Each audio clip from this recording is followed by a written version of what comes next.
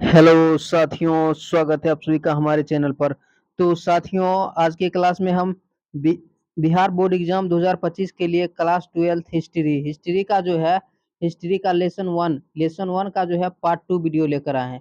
Part 2 video लेकर आए हैं। इससे पहले इस चैप्टर का पार्ट 1 वीडियो को जो है कवर किए थे, तो उसमें इस चैप्टर में जो है संबंधित जो है कुछ महत्वपूर्ण जो है टॉपिक को कवर किए थे, जिसमें जो है पार्ट 1 में हम लोगों ने जो है हड़प्पा सभ्यता के बारे में पढ़े थे। हड़प्पा सभ्यता के बारे में पढ़े थे और जो है प्रमुख हड़प्पा स्थल, हड़प्पा स्थल, प्रमुख हड़प्पा स्थल के बारे में पढ़ रहे थे। उसमें जो है हड़प्पा स्थल के बारे में पढ़ लिए थे, मोहनजोदड़ो के बारे में पढ़ लिए थे, चुनहुदरो के बारे में भी पढ़ लिए थे। आज के टॉपिक में जो है लोथल से जो है शुरुआत करेंगे। तो देखिए, इन सभी जो है हड़प्पा स्थल के बारे में जो है पार्ट 1 में जो है पढ़े थे। तो आज के सेशन में पार्ट 2 में जो है पार्ट 2 की शुरुआत यहाँ से करेंगे, लोथल से, ठीक है। तो यहाँ से क्वेश्चन एग्जाम में निश्चित रूप से पूछ लिया जाता है, ठीक है। तो लोथल के बारे में आप लोग याद रखिएगा कि जो है इसकी खोज जो है रंगनाथ राव ने, इसकी खोज रंगनाथ राव ने 1957 ईस्वी में किया था। तो लोथल के बारे में याद रखिएगा कि लोथल की खोज जो है किसने किया था? रंगनाथ राव ने किया था। कब किया था? 1957 ईस्वी में किया था, ठीक है। और एक बात और याद रखिएगा, ऑब्जेक्टिव क्वेश्चन पूछ लिया जाता है कि लोथल जो हड़प्पा स्थल हो किस राज्य में स्थित है? तो याद रखिएगा, यह गुजरात के अहमदाबाद में पड़ता है। लोथल कहाँ पड़ता है? गुजरात के जो है अहमदाबाद में पड़ता है, ठीक है। और ये भी क्वेश्चन पूछ लिया जाता है कि लोथल जो है किस नदी के किनारे स्थित है? तो याद रखिएगा, यह जो है भोगबा नदी के किनारे स्थित है, ठीक है। याद रखिएगा, लोथल जो है गुजरात के भोगबा नदी के किनारे स्थित है, ठीक है।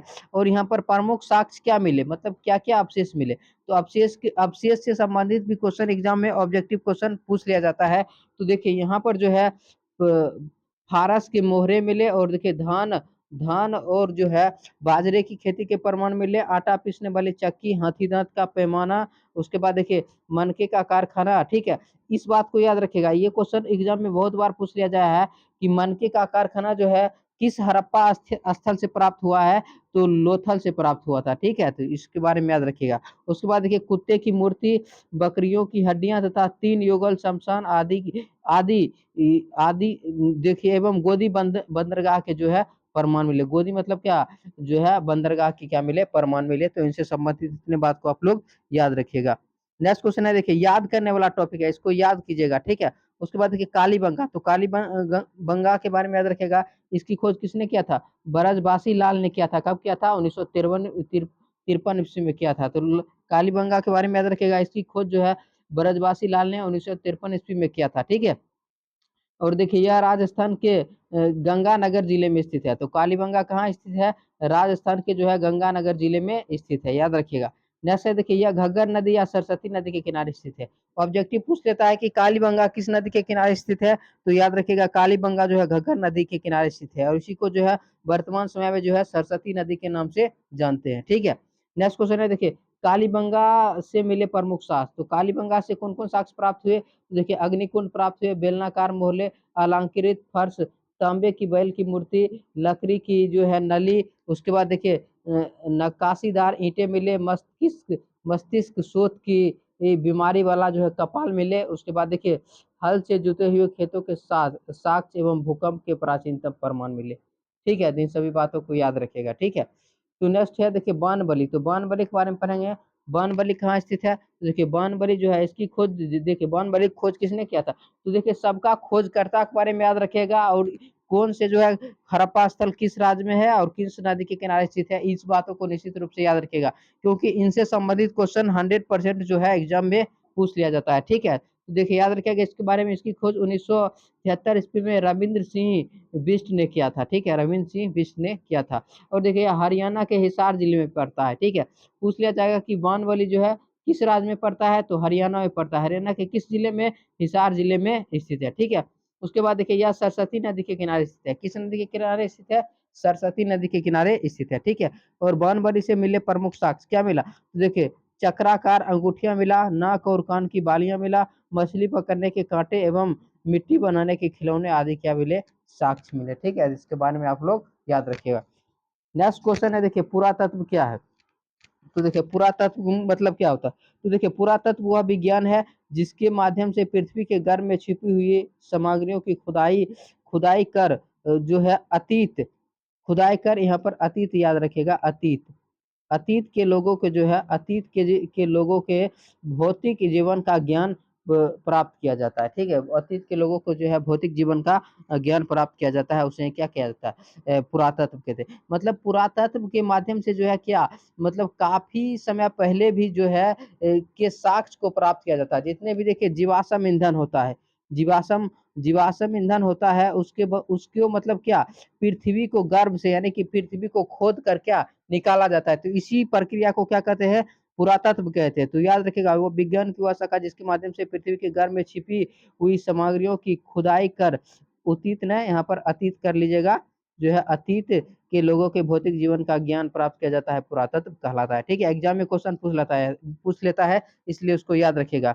नेक्स्ट क्वेश्चन है, देखिए उत्खनन क्या है।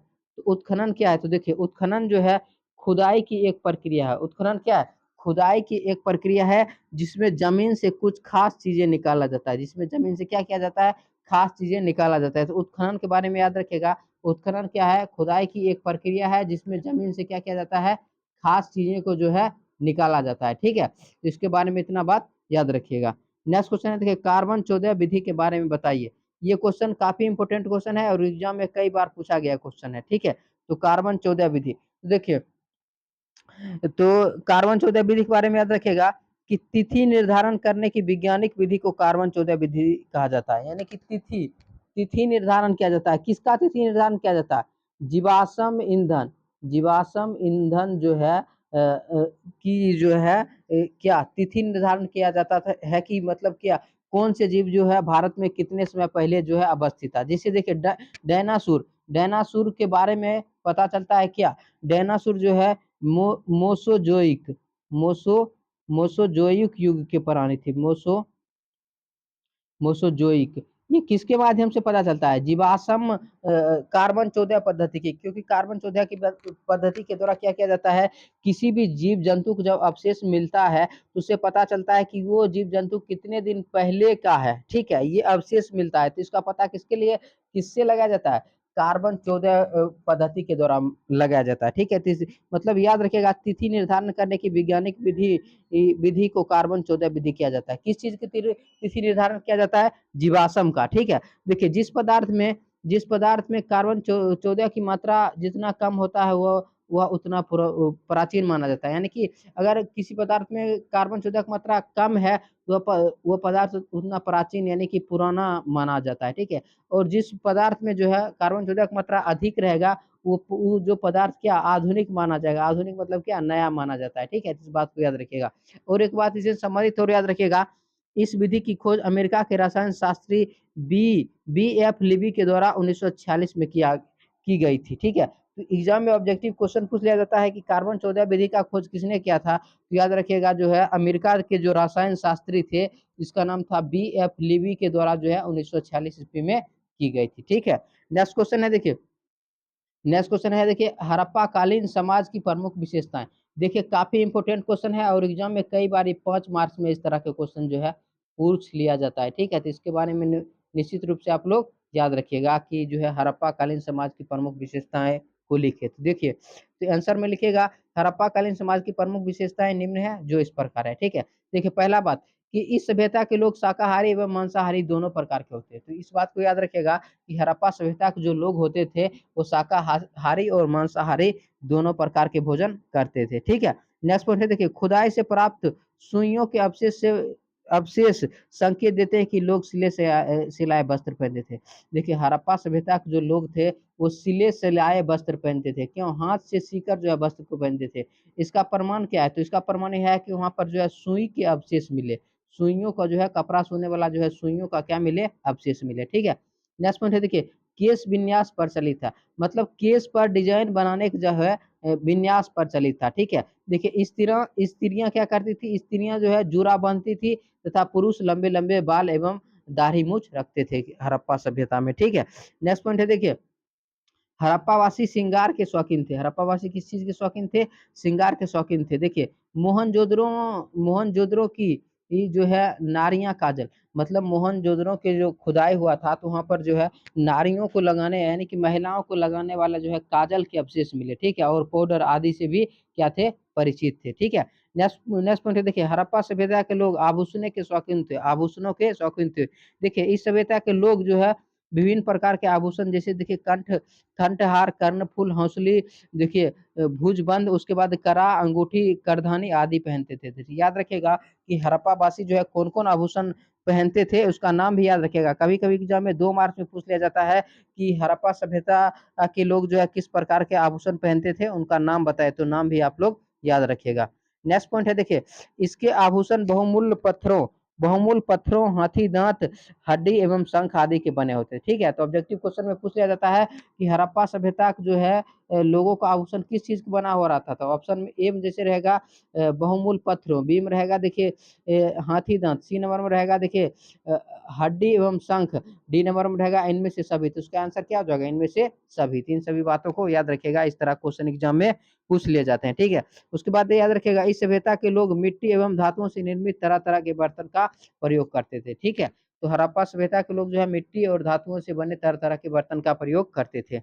नेक्स्ट पॉइंट है, देखिए इस सभ्यता के लोग फर्श पर बैठने के लिए चटाइयों के साथ साथ पलंग से भी परिचित थे। मतलब हड़प्पा सभ्यता के लोग जो है फर्श पर बैठने के लिए जो है चटाई और पलंग से प्रयोग करते थे। इसका मतलब यह हुआ कि वो जो हड़प्पा सभ्यता के लोग जो है चटाई और पलंग से भी क्या थे, परिचित थे। नेक्स्ट नेक्स्ट पॉइंट है, देखिए सेंधव निवासी आमोद प्रमोद की परमी थी। मतलब यहाँ के निवासी जो है काफी सुख चैन से रहते थे। आमोद प्रमोद मतलब होता है सुख चैन से रहते थे। और देखिए पासा जो है इस काल का प्रमुख खेल था, ठीक है, खेल नहीं, यहाँ पर खेल होगा।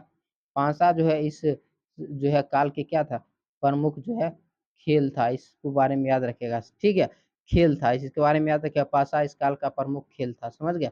तो ये ऑब्जेक्टिव क्वेश्चन पूछ लिया जाता है कि हड़प्पा काल का जो है प्रमुख खेल क्या था, तो पासा था, ठीक है, इसके बारे में याद रखिएगा।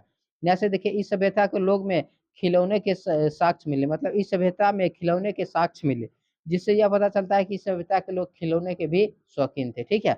नेक्स्ट पॉइंट है, देखिए इस सभ्यता से नर्तकी की मूर्ति के अवशेष मिले, जिससे यह पता चलता है कि इस सभ्यता के लोग मनोरंजन के भी क्या थे, शौकीन थे, ठीक है। नेक्स्ट पॉइंट है, देखिए प्राप्त साक्ष्य से यह पता चलता है कि इस सभ्यता के लोग शिकार के भी क्या थे, शौकीन थे, क्योंकि इस सभ्यता से जो मोहर प्राप्त हुआ वहां पर जो है हिरण को जो है तीर से मारते हुए दिखाया गया था, जिससे पता चलता है कि यहाँ के लोग क्या थे, शिकार के शौकीन थे। तो देखिए इस क्वेश्चन को, यह क्वेश्चन 5 मार्क्स में पूछ लिया जाता है। तो 5 मार्क्स में जब क्वेश्चन पूछेगा तो कम से कम जो है 10 पॉइंट को लिखिएगा, तो उसके बाद ही क्या नंबर मिलता है, ठीक है। तो आज के सेशन को इतना ही तक रखेंगे। इसका पीडीएफ आप लोग को वीडियो के डिस्क्रिप्शन लिंक में मिल जाएगा। वीडियो पसंद है तो वीडियो को लाइक कर दीजिए, शेयर कर दीजिए। चैनल पर पहली बार है तो चैनल को सब्सक्राइब जरूर कीजिएगा। मिलते हैं नेक्स्ट वीडियो में किसी अगले टॉपिक के साथ। धन्यवाद।